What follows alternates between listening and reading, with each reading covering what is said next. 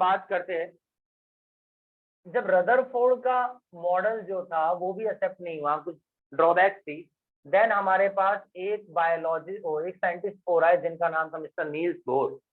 तो there is a Bohr's model of atom. अब हम बोर्स मॉडल ऑफ एटम के बारे में बात करते हैं।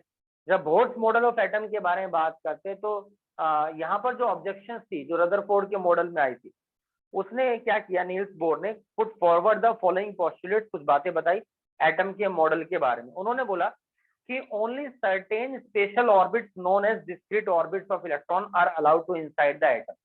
यानी कोई भी एटम, मान लीजिए ये एटम का न्यूक्लियस है जिसके अंदर प्रोटॉन भी होते हैं और जिसके अंदर न्यूट्रॉन भी होते हैं। अब इनके बाहर ये ऑर्बिट्स तो होते हैं, जो रदरफोर्ड ने भी बोला था कि ऑर्बिट्स होते हैं और इनके अंदर इलेक्ट्रॉन्स होते हैं और वो कंटिन्यूसली रोटेट होते रहते हैं। रोटेट होते होते होते होते लूज देयर एनर्जी, अपनी एनर्जी लूज कर देते हैं and fall in the nucleus में, वो गिर जाते हैं। यानी कि सारे इलेक्ट्रॉन्स जब वहां पर अपनी एनर्जी लूज कर देंगे, उन सबकी धप्पा बुझ जाएगी कहां पर भैया, न्यूक्लियस में। लेकिन यहाँ पर नील्स बोर ने बोला कि जितने भी इलेक्ट्रॉन चक्कर मार रहे हैं इन ऑर्बिट में, तो basically these orbits are the discrete orbit. ये डिस्क्रीट ऑर्बिट है। डिस्क्रीट का मतलब होता है बच्चे यहाँ पर कांस्टेंट, ठीक है जी। डिस्क्रीट का मतलब होता है यहाँ पर कांस्टेंट होता है, ठीक है जी। डिस्क्रीट मतलब कि कांस्टेंट होता है, यानी कि कांस्टेंट ऑर्बिट के अंदर अपना यहाँ पर चक्कर काट रहे हैं। तो यानी कि वे अपनी एनर्जी लूज नहीं करते हैं, कांस्टेंट है तो कांस्टेंट एनर्जी के साथ रेडिएट होते रहेंगे कंटिन्यूसली में। तो पहली बात तो इन्होंने ये बोली।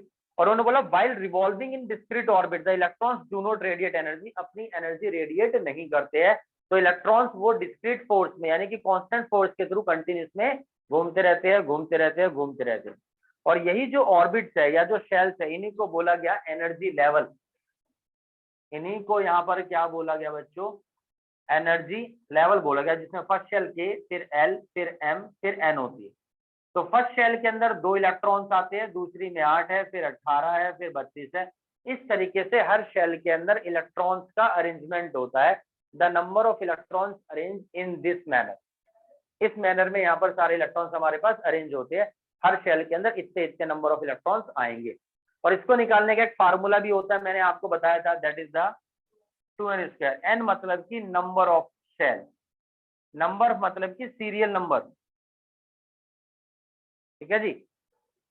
तो फर्स्ट शेल है, सेकंड शेल है, थर्ड शेल है, फोर्थ शेल है, उस बेसिस से हम देखेंगे किस किस शेल के अंदर कितने नंबर ऑफ इलेक्ट्रॉन्स आएंगे। तो दीज ऑर्डर और shells are represented by the letter K, L, M, N और the numbers n is equal to 1 2 3 4 कुछ भी हो सकता है।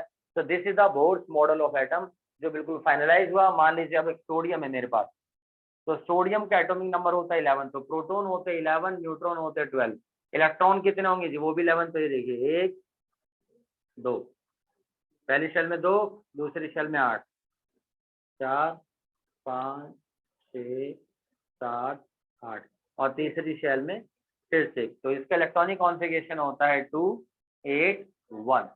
That is the electronic configuration of sodium बच्चों। क्लियर है ये चीज?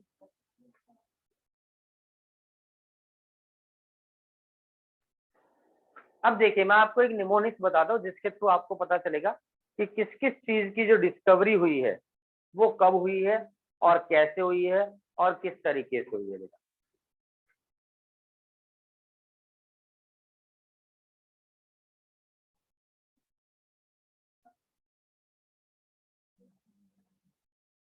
क्या लिखा है ये लिखा ईट पर नाच।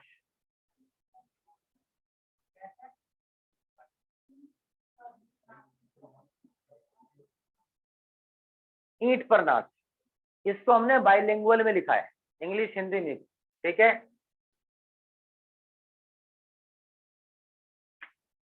ई से इलेक्ट्रॉन, डिस्कवर्ड बाय टी से यानी कि Thomson, electron discovered by Thomson, J Thompson.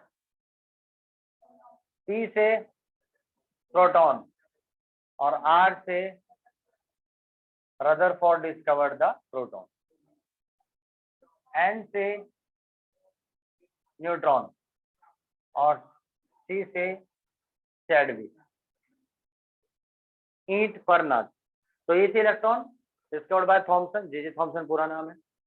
Proton की डिस्कवरी करी रदरफोर्ड ने और न्यूट्रॉन की डिस्कवरी करी चैडविक ने, इसको जेम्स चैडविक ही बोलते हैं पूरा नाम। एक बात तो ये हुई। दूसरी बात अब यहाँ पर लिखी है कि how electrons distributed in different orbit.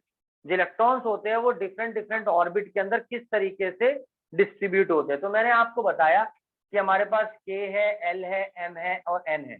के में 2, एल में 8, एम में 18 और एन में 32। इस तरीके से सोन यहाँ पर इलेक्ट्रॉन्स का अरेंजमेंट होता है। इसका क्या लॉजिक होता है ये मैं आपको बता चुका हूँ। एटॉमिक नंबर, इलेक्ट्रॉनिक कॉन्फ़िगरेशन निकालना मैंने सिखाया था आप सबको, वही सेम लॉजिक यहाँ पर इसका भी है।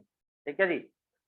उसके अकॉर्डिंग मैं आपको 2-3 चीजें बताता हूँ। देखिए जैसे हमारे पास एलिमेंट्स है, सोडियम है, एटॉमिक नंबर 11, तो इलेक्ट्रॉनिक कॉन्फ़िगरेशन होगा 281। इसमें कोई दिक्कत तो नहीं बच्चे, सिंपल है, क्लियर है ना कैसे निकलता है इलेक्ट्रॉनिक कॉन्फ़िगरेशन।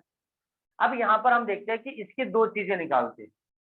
एक तो हम बताएंगे यहाँ पर आपको सोडियम की वैलेंसी, ठीक है, एक तो मैं वैलेंसी बताऊंगा और दूसरी चीज मैं बताऊंगा वैलेंस इलेक्ट्रॉन। वैलेंस इलेक्ट्रॉन, तो किसी भी एटम का हम इलेक्ट्रॉनिक कॉन्फ़िगरेशन निकालेंगे। अब देखते हैं उसकी लास्ट शेल में कितने इलेक्ट्रॉन है। लास्ट शेल में जितने इलेक्ट्रॉन होते हैं वही क्या कहलाते हैं, वैलेंस इलेक्ट्रॉन कहलाते हैं। लास्ट शेल में 1 इलेक्ट्रॉन है तो यहाँ पर भी हमारा 1 आता है। अब वैलेंसी क्या होती है, तो मैंने आपको बताया था एक रूल होता है जिसको बोलते हैं ऑक्टेट रूल। ऑक्टेट रूल ये कहता है कि किसी भी एलिमेंट को अगर स्टेबल होना है तो स्टेबल होने के लिए उसकी लास्ट शेल में टोटल 8 इलेक्ट्रॉन्स होने चाहिए। और लास्ट शेल में 8 इलेक्ट्रॉन्स पूरा करने के लिए उसे जितने इलेक्ट्रॉन्स की रिक्वायरमेंट होती है, चाहे वो ले करके हो चाहे वो दे करके हो, वही उसकी वैलेंसी कहलाती है भाई।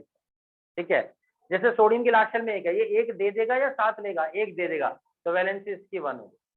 ठीक, मैग्नीशियम है, एटॉमिक नंबर इसका 12 है। इलेक्ट्रॉनिक कॉन्फ़िगरेशन क्या होगा, पहली शेल में 2, दूसरी में 8, तीसरी में 2। सर तीसरी की कैपेसिटी तो 18 की है। अरे भाई 18 की, मैं छोड़कर 1000 की है। जब अलग बार टोटल है ही 12 इलेक्ट्रॉन, तो पहली में 2, दूसरी में 10 होगा, 2 बच्चे तो तीसरी में 2 ही तो जाएंगे। लास्ट शेल में कितने इलेक्ट्रॉन है, तो वैलेंस इलेक्ट्रॉन 2 और वैलेंसी भी 2। या तो 6 ले ले या 2 दे दे, 2 देना आसान। ठीक, अब मैं बात करता हूँ यहाँ पर क्लोरीन की। एटॉमिक नंबर होता है 17, इलेक्ट्रॉनिक कॉन्फ़िगरेशन 287। बताइए वैलेंस इलेक्ट्रॉन कितना होगा, वैलेंस इलेक्ट्रॉन 7। वैलेंस इलेक्ट्रॉन वो चीज होती है जितने इलेक्ट्रॉन लास्ट शेल में प्रेजेंट होते हैं। लास्ट शेल में 7 है तो वैलेंस इलेक्ट्रॉन 7। अब इसकी वैलेंसी कितनी होगी, वैलेंसी होगी 1, क्योंकि इसको स्टेबल होने के लिए यहाँ पर 1 इलेक्ट्रॉन की रिक्वायरमेंट है। तो इस वजह से वैलेंसी यहाँ पर क्या होगी बच्चे, इसकी वैलेंसी यहाँ पर आपकी, अब फॉस्फोरस का एटॉमिक नंबर 15, इलेक्ट्रॉनिक कॉन्फ़िगरेशन 285, तो वैलेंस इलेक्ट्रॉन हो गए 5। वैलेंसी कितनी होगी 3। कि लास्ट शेल में 5 है, 8 पूरा करने के लिए 3 की रिक्वायरमेंट है, या तो 5 दे दे या 3 ले ले, तो वैलेंसी कितनी होगी 3। तो वैलेंसी और वैलेंस इलेक्ट्रॉन समझ में आया आप लोगों को कि क्या डिफरेंस होता है वैलेंसी वैलेंस इलेक्ट्रॉन में। लास्ट शेल में जितने इलेक्ट्रॉन प्रेजेंट होंगे वो कहलाएंगे वैलेंस इलेक्ट्रॉन, और लास्ट शेल में 8 इलेक्ट्रॉन पूरा करने के लिए जितनों की रिक्वायरमेंट होती है वो मेरे पास यहाँ पर क्या कहलाती है जी, वो मेरे पास यहाँ पर कहलाती है valency, that is called the valency. मान लीजिए मेरे पास अब आर्गन है जिसका एटॉमिक नंबर है 18, इलेक्ट्रॉनिक कॉन्फ़िगरेशन होगा 288। आप बताइए वैलेंस इलेक्ट्रॉन कितने हैं, वैलेंसी कितनी है 0। लास्ट शेल में बाय डिफॉल्ट 8 है, यानी वैलेंसी इसकी यहाँ पर 0 होगी क्योंकि ऑक्टेट कंप्लीट है। ठीक है, इसका ऑक्टेट जो है वो यहाँ पर हमारे पास कंप्लीट है। तो 1 से लेकर के 20 तक के जितने भी एलिमेंट है उनको सीरीज में लर्न करिए। उनको सीरीज में लर्न करने के बाद उनको उनके एटॉमिक नंबर याद करिए, उनका इलेक्ट्रॉनिक कॉन्फ़िगरेशन निकालिए, उनकी वैलेंसी निकालिए और उनके वैलेंस इलेक्ट्रॉन निकालिए।